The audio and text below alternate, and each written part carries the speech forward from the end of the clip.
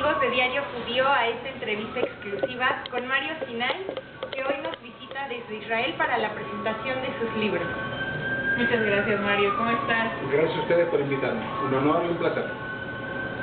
Claro, sí, pues la verdad creemos que nuestros libros son algo muy importante para que los mexicanos conozcamos la historia de los judíos y aparte del Holocausto también, que te enfocas mucho a ese tema. Entonces, primero quisiera que nos hablaras un poquito de algunos de estos tres libros tan interesantes. El más reciente, ¿verdad?, que es Latinoamericanos bajo las garras de los nazis. Claro, este es el último libro que acabo de publicar y cuenta en realidad una parte muy poco conocida de la historia de latinoamericanos que estuvieron bajo las garras nazis en el continente europeo. En los archivos de Yad Vashem figuran 268 latinoamericanos que fueron asesinados por los nazis, de ellos 13 mexicanos que fueron asesinados en los campos nazis que estaban en el continente y que fueron asesinados. La mayoría estaban en Holanda y en Francia y fueron deportados a Auschwitz-Birkenau. Hay muchos más que tienen doble nacionalidad y no figuran como mexicanos. Y además hay también no judíos perseguidos por los nazis. Hay un grupo muy grande de mexicanos que lucharon con los republicanos en la Guerra Civil Española que también fueron perseguidos y fueron asesinados en los campos. Claro, y creo que es muy interesante conocer estas historias, ¿no? Como latinoamericanos y en este caso con mexicanos, porque muchas veces se piensa que fue un hecho aislado, ¿no? La Segunda Guerra Mundial, el Holocausto, pero incluso hubo gente de este continente, ¿no?, que sufrió allá, que murió también. Es más, México fue uno de los primeros países en declarar la guerra al eje, porque 5 buques mexicanos fueron torpedeados por submarinos alemanes. Ya en 1942 el presidente Cárdenas declara la guerra al eje. Y está también muchas historias importantes, como por ejemplo el Escuadrón 201, de los famosos pilotos mexicanos que lucharon en las Filipinas, principalmente con el ejército americano, pero muchos otros más, y algunos muy conocidos. Unos grandes episodios dentro de la historia de México y de América Latina. Y por ejemplo, estábamos viendo también que está este nuevo libro, Rescatando a los Rescatadores. ¿Qué nos puedes comentar de eso? Este es un tema que desgraciadamente quedó eclipsado tras el reconocimiento también de Yad Vashem de los justos de las naciones. Pero también hubo muchos judíos que sacrificaron sus vidas y que se arriesgaron para salvar a judíos y nunca fueron reconocidos. El reconocimiento de los judíos que salvaron judíos lo mantiene el Abnei Brit Mundial, y aquí su representante en México, que es Dan Tartakovsky, que me ayudó a poder sacar este libro para contar casi 90 historias inéditas de judíos que salvaron judíos arriesgando sus propias vidas. En muchos casos ellos mismos no se salvaron, pero lograron salvar a otros.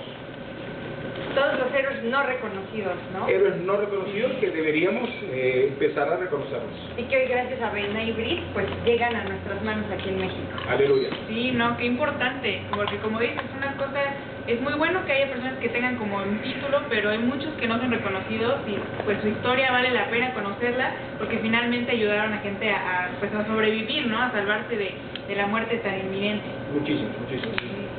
Oh, qué interesante.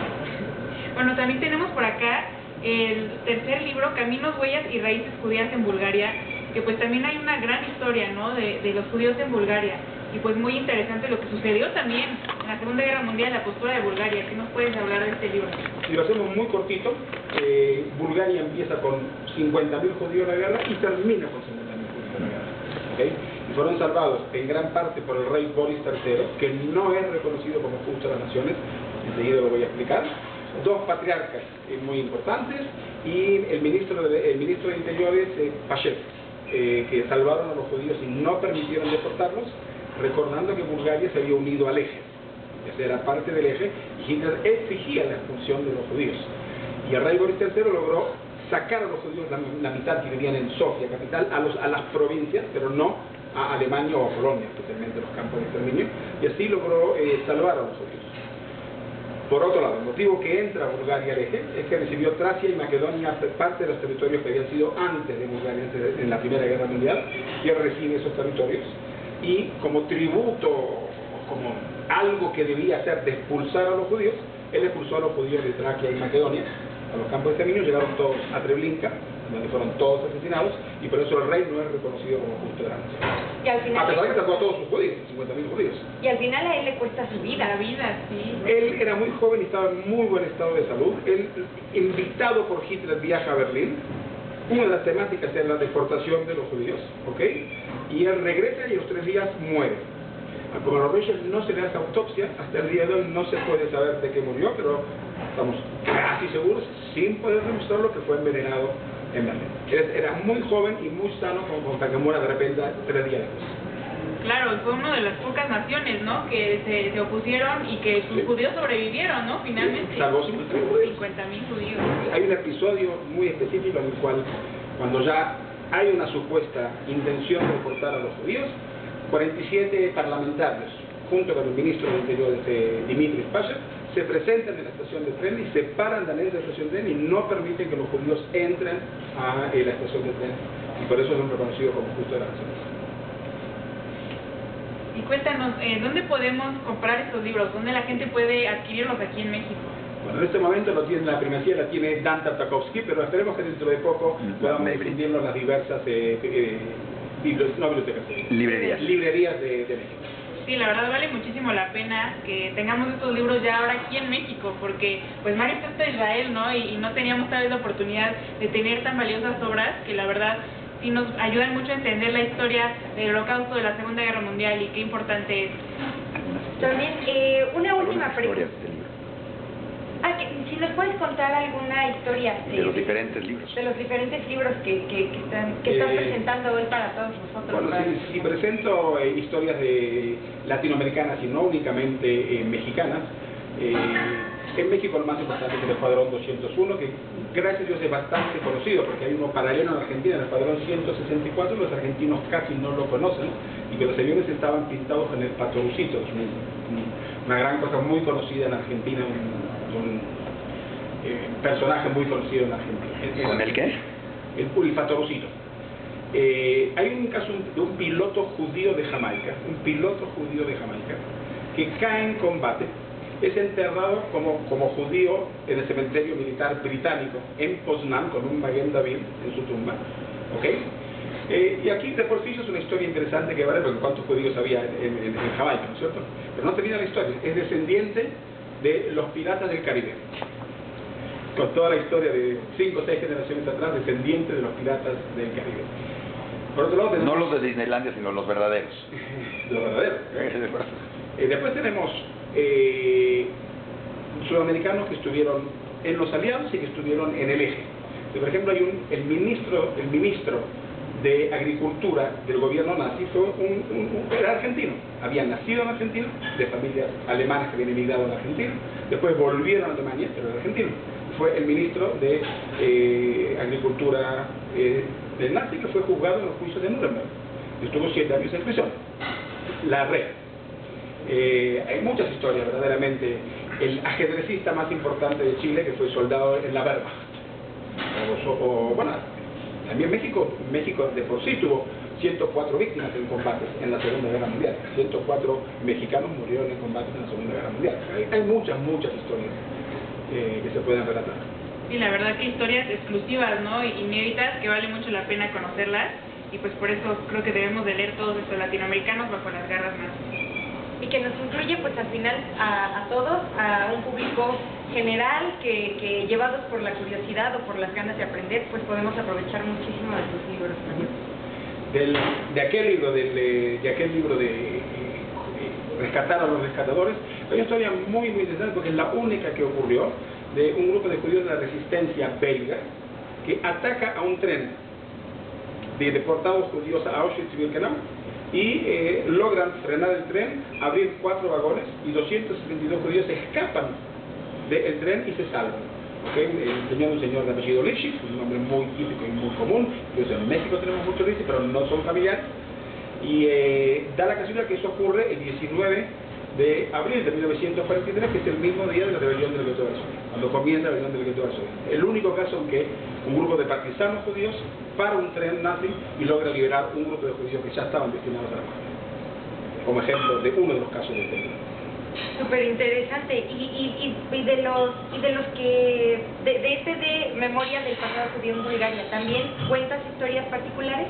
Sí, hay muchas historias particulares, pero acá es más el cuento genérico de toda la comunidad, porque eso es lo más importante de conservar, y cómo las comunidades pequeñas absorbieron a 25.000 judíos de Sofía, que fueron dispersos en las diversas comunidades y fueron tomados por sus hermanos y ayudados por sus hermanos para pasar este periodo de transición. Y hay también, por supuesto, historias personales. El dueño de la fábrica de las cremas más importantes de Bulgaria era judío, y lo obligan a cambiar el nombre del producto, de poner un Maguen David y poner un nombre, y le ponen el nombre de su esposa, le ponen el nombre de Esther a la crema que no se llamaba así anteriormente, lo obligan a cambiar el nombre. Pero la gente la seguía buscando, como una crema muy conocida en Bulgaria, y la seguían buscando porque tenía nombre, y se había hecho de nombre, y la gente no quería dejar de comerla.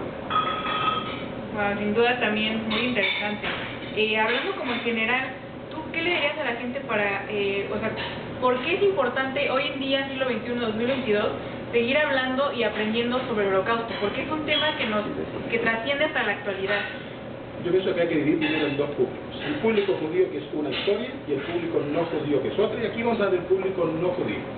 ¿Okay? El público judío es obvio que tiene que seguirlo, porque es el eslabón más importante de la cadena histórica, y el Holocausto fue el evento más importante de la destrucción de los dos templos hasta nuestros días, y que forma la identidad judía de la juventud y refuerza la identidad judía. La juventud en entender que tenemos un pasado y un destino. Eso es el pueblo judío.